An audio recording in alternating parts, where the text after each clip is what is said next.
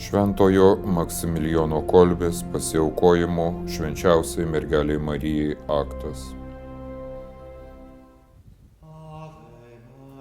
Be gimtosios nuodėmės pradėtoji, dangaus ir žemės karalienė, nusidėjėlių priebėga ir meilingoji mūsų motina, kuriai Dievas suteikė malonę skleisti pasaulyje gailestingumą.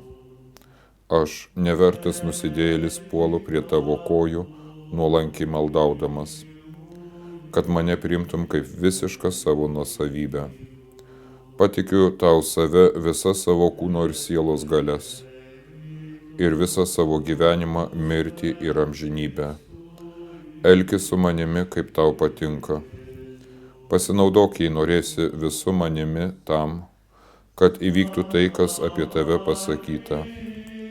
Jis sutrins tavo galvą ir visas erezijas visame pasaulyje sunaikino, kad tavo nekaltose, meilingose rankose tapčiau naudingų įrankių, tavo garbei diegti ir kuo plačiau skleistis, paklydusių ir abejingų žmonių sielose, ir taip pasitarnaučiau kuo didesniam švenčiausios Jėzaus širdies palaimintos karalystės augimui.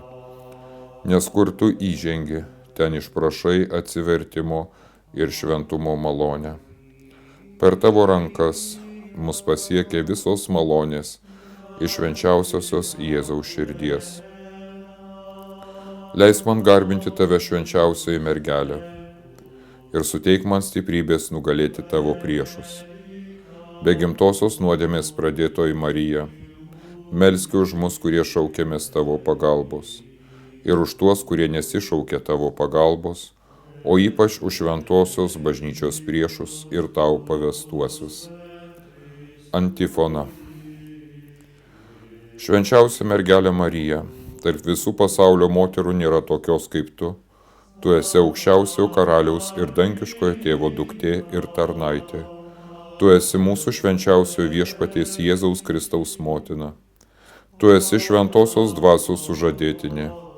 Melski už mus su šventuoju Mykolu arkangelu ir visomis dangaus galybėmis ir visais šventaisiais, savo švenčiausiai mylimąjį sūnų, viešpatį ir mokytoją.